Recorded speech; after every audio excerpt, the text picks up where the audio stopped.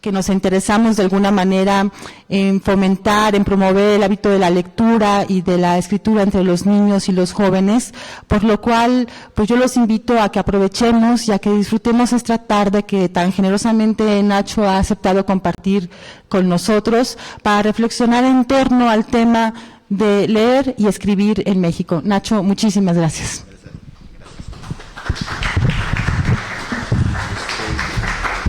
¿Cómo andamos de sonido? ¿Prefieres no usar el micro? Sí, creo que no hace falta, ¿no? Allá, ¿cómo estamos bien? Bueno, si no oyen, pues si necesitan, lo usamos, ¿no? Bueno, gracias, Cayané. Bueno, pues yo estoy como en casa, aquí en la central, así es que pero nunca me había tocado participar como escritor, cosa que me alegra mucho, que más que yo calculo, supongo que más bien trataré de hablar más que como escritor, un poquito como participante del proceso literario, le llamaremos, ¿no? De leer y escribir, el proceso literario en México, en el mundo y en Querétaro particularmente, salvo la mejor opinión de todos ustedes, ¿no? Si quieren después pues, hablarnos un poquito de esto y luego si quieren que hable de alguna cosa específicamente literaria, creo que sí voy a usar el micrófono porque si no me van a oír ahí atrás. Bueno. ¿Sí? Bueno, ok, tiene muy buena acústica. Gracias. Entonces, voy a reiterar primero algunos puntos que, insisto, todo lo que digo es absolutamente discutible. Y sobre todo por ustedes, muchos de ustedes están más cerca del lector que los escritores. Qué ironía, pero así es. La gente que trabaja y que participa en bibliotecas y en espacios culturales suele estar más enterada de quiénes y cómo se lee que los propios escritores, lo cual habla muy bien de la gente que trabaja en bibliotecas y habla muy mal de los escritores. Pero bueno, les repito algunas impresiones que tengo, que no son nada halagüeñas. México, en principio, y yo creo que muchos de ustedes lo saben, está en una gravísima, profunda crisis de lectores. No es que haya llegado a ello recientemente, ¿no? O sea, no hay complot. De eso no podemos culpar a López Obrador. No le toca, al pobre ya le dieron las cosas así. Ni a Fox ni a nadie. El problema de la lectura en México lleva décadas. Ahora, cuando hablo del problema de la lectura, no lo hablo en comparación con países así llamados desarrollados, ¿no? Como Europa, Canadá, Estados Unidos. Lo digo para hacer más grave el retrato en comparación con nuestros hermanos latinoamericanos. México es un país con 100 millones de habitantes, yo creo que bastantes más, pero bueno, vamos a ajustarnos a la cifra redonda, oficial y yo creo que maquillada, de que somos 100 millones de mexicanos. En Argentina son 30 millones, y así más o menos está el resto del cono sur, no se diga Centroamérica. Costa Rica creo que son 4 millones. Costa Rica tiene más librerías que México, tiene más universidades que México, es decir, un país con 4 millones de habitantes. Ahora, en Argentina se leen en números reales, en números redondos, 4 veces más libros que en México, es decir, 30 millones de argentinos leen 4 veces más libros que 100 millones de mexicanos. En Chile, Argentina, Perú, Colombia, el problema de la piratería de literatura, no estoy hablando de Carlos Cuauhtémoc Sánchez, no, es decir, piratería de novelas de todos tipos, ¿no? Es un problema grave. Aquí, por más que ustedes hayan oído hablar del problema de la piratería, El clamor lo han levantado los disqueros, las disqueras. Somos el segundo pirata más importante del mundo, es decir, después de los chinos, México ocupa el muy poco honroso segundo lugar en piratería. Pero lo más terrible es que a pesar de que tenemos una industria pirata tan estructurada, tan boyante, ni siquiera esa industria pirata se interesa en la literatura.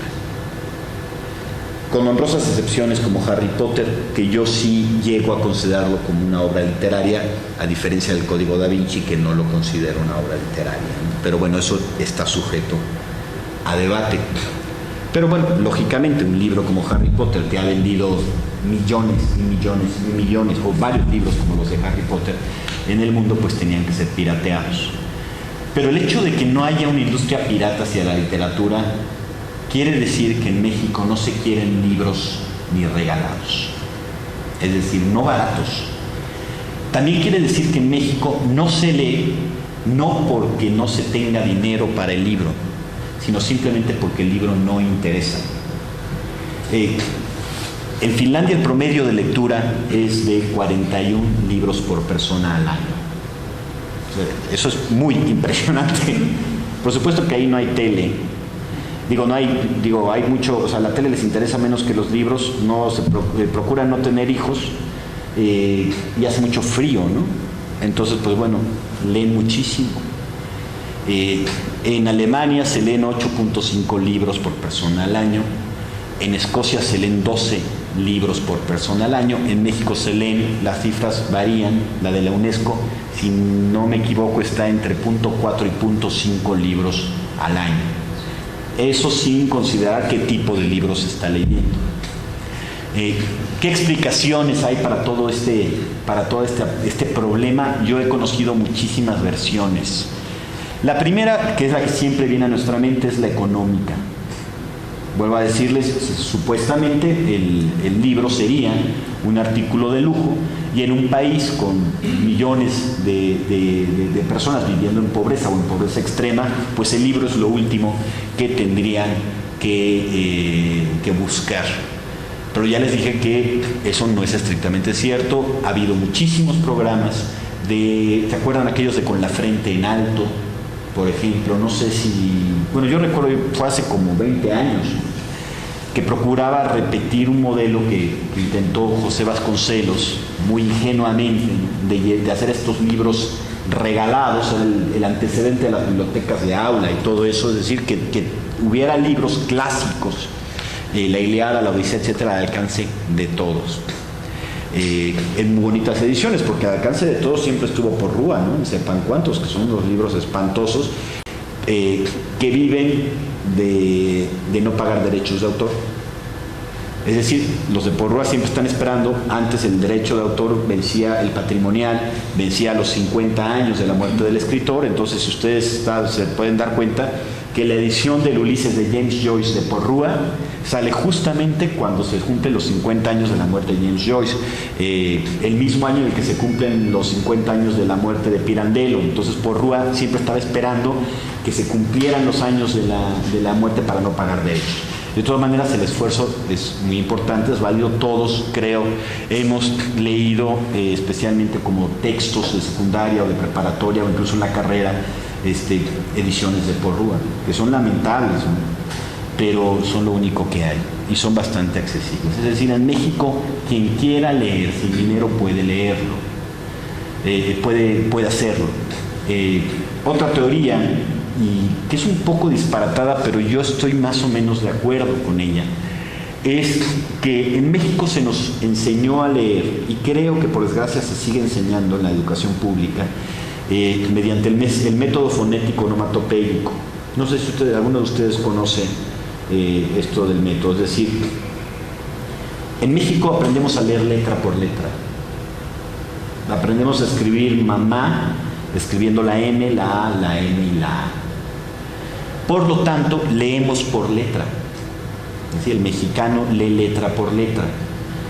Los métodos más evolucionados Y el método fonético onomatopéyico es antiquísimo.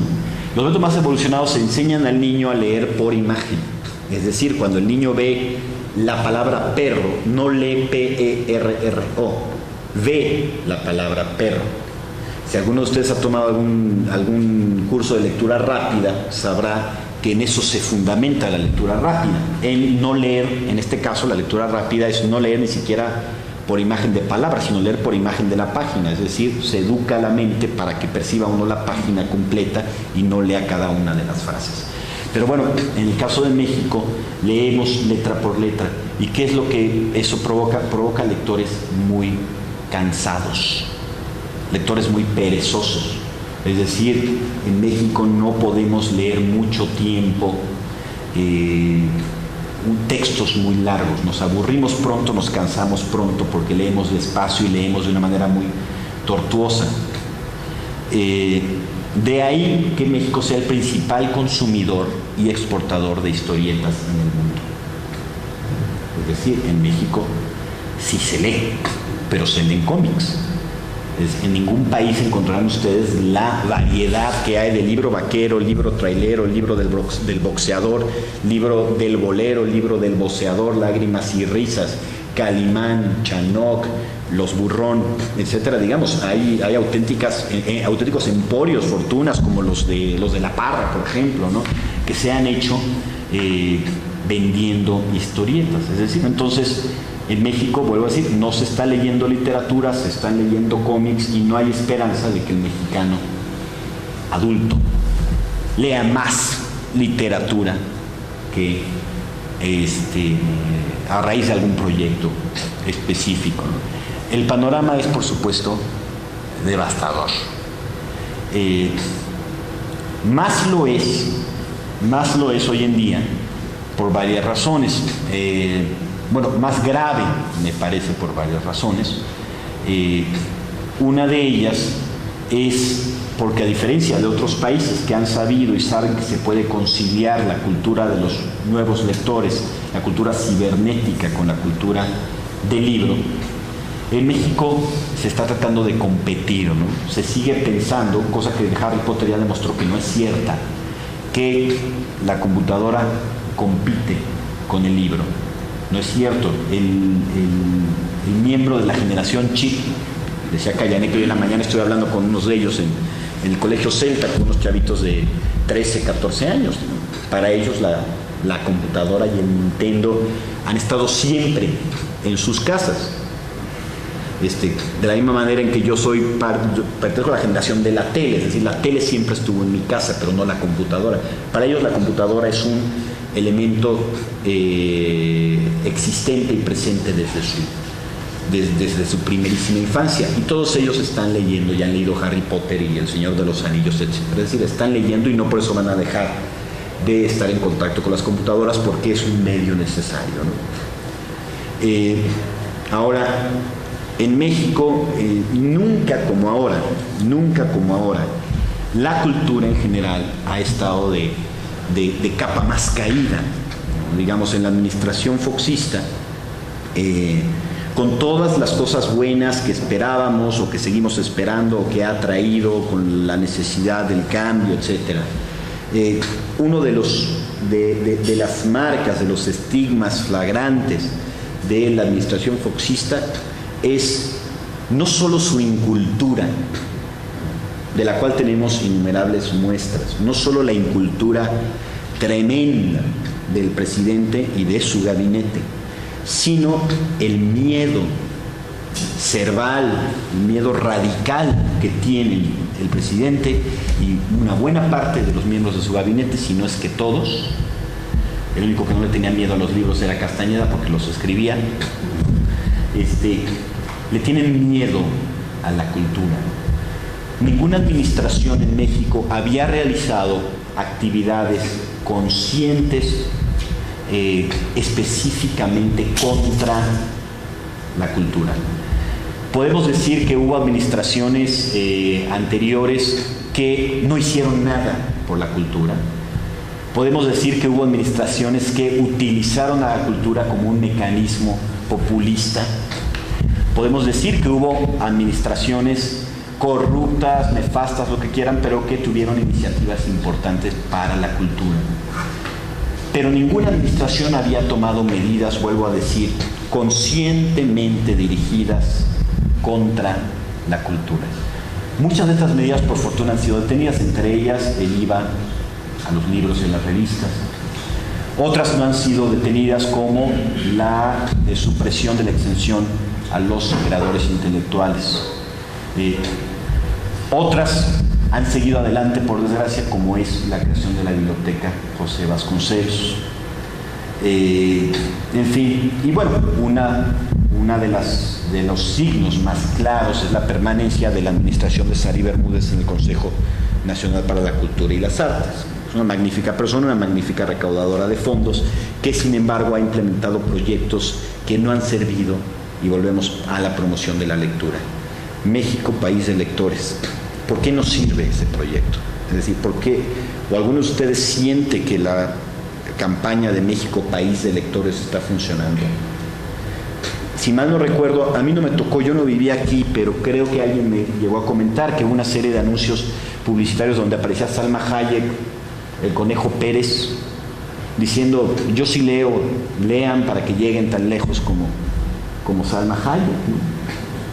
Desde luego que Salma Hayek no, o sea, si ha leído ha sido por accidente, no sé el Conejo Pérez, pero es evidente que Salma Hayek no se entera de nada. La campaña de México, país de lectores, no va a funcionar mientras se siga dirigiendo al adulto, a los adultos. ¿Por qué? Vuelvo a decir, el adulto como lector hoy en día debemos partir del principio que está desahuciado, en cuanto que el lector no se puede crear de pronto el hábito de la lectura en un adolescente o un joven o un adulto. Los programas de promoción a la lectura no pueden, creo yo, ni deben de hacerse. No vale la pena gastar energía en invitar al adulto mexicano a leer. No va a leer más, no va a leer mejor, porque es un hábito que viene desde que uno es muy, muy, muy pequeño. Es decir, el futuro de la lectura, la solución al problema de la lectura en México está, creo yo, en los niños y por lo tanto en los padres. Las campañas de lectura, de promoción a la lectura, deberían estarse dirigiendo sí a los niños y a los padres, pero no para que los padres lean más o menos, pero que al menos los padres entiendan que sus hijos deben de leer más y mejor de lo que ellos leen o leyeron jamás, ¿no? Yo no ubico un solo programa cultural a nivel nacional que esté preocupado por los padres de familia, no se diga por los niños. Está muy bien que haya bibliotecas de aula, a mí me parece magnífico que haya bibliotecas de aula, me parece muy bien que haya bibliotecas en todas las escuelas, y que haya una José Vasconcelos, pues sí, qué bueno, pero ¿quién va a ir a esas bibliotecas? Mientras no se trabaje con los niños, no se va a hacer nada. Ahora, ¿qué administración sexenal va a estar dispuesta a invertir en algo cuyos frutos van a verse 20 años después? Se necesitaría un político realmente heroico, desprendido, filantrópico, que dijera: vamos a poner toda nuestra energía en materia de educación en enseñar a los niños a leer. ¿Por qué? Porque cuando así lo hagan el primer año de su sexenio, cuando él salga, ¿no?, o ella salgan 6 años después, los resultados de esa campaña específica de promoción a la lectura no se van a ver. Y cuando empiecen a verse los resultados, es decir, cuando los muchachos tengan 18 años, habrán pasado 3 sexenios. Nadie es suicida, políticamente suicida, invertir en una campaña política, de esa naturaleza. Por lo tanto, la responsabilidad inevitablemente tiene que recaer en la sociedad civil. ¿Quiénes son los únicos que están dispuestos a hacer una inversión a 20 años? Los padres. Digamos, los únicos que les interesa, valga la expresión, desinteresadamente, ¿no?, invertir en algo cuyos frutos van a ver 20 años después, van a ser los padres de familia. Punto. No va a haber de otra, ¿no? Hasta aquí el problema de la lectura. Vuelvo a decir, la sociedad civil es la que tiene en sus manos en este momento la posibilidad de organizarse para que en México se vuelva o se empiece a leer, porque México nunca se ha leído, en realidad no hemos sido nunca un país especialmente culto o leído. Ahora, ¿cómo es posible que haya escritores en un país en estas circunstancias? O sea, ya pasamos de la cuestión de leer al escribir, ¿no? Es decir, cómo, o sea, que haya un escritor como Borges en Argentina, se entiende perfectamente, ¿no? Como Cortázar. ¿Por qué hay escritores en México? Es decir, ¿por qué hay esta gente que produce cosas que no venden y que no van a vender y que se parte del principio que no van a vender? La propia historia de México ha establecido mecanismos muy curiosos para permitir la supervivencia de los escritores o la existencia de estos bichos rarísimos que son los escritores y de las editoriales. Las editoriales han tenido que sobrevivir publicando basura, es decir, han asumido que tienen que publicar basura para poder publicar literatura, pero también han publicado cosas buenas que venden mucho, como son los libros de texto, es decir, el libro de texto de secundaria, es decir, el que tenía los derechos de Pedro Páramo, Fondo de Cultura Económica, pues que recibía regularmente ingresos importantes y podía estar publicando Pedro Páramo, un libro además pequeño, no le salía caro, que se leía muchísimo. Fondo de Cultura, quizá lo sepan, perdió los derechos de Pedro Páramo porque se confiaron. Además, Fondo de Cultura pues es estatal, no federal. Nunca le pagaron derechos a la familia Rulfo, y hubo un día en que un abogado le dijo a la viuda del señor Rulfo: le están tomando el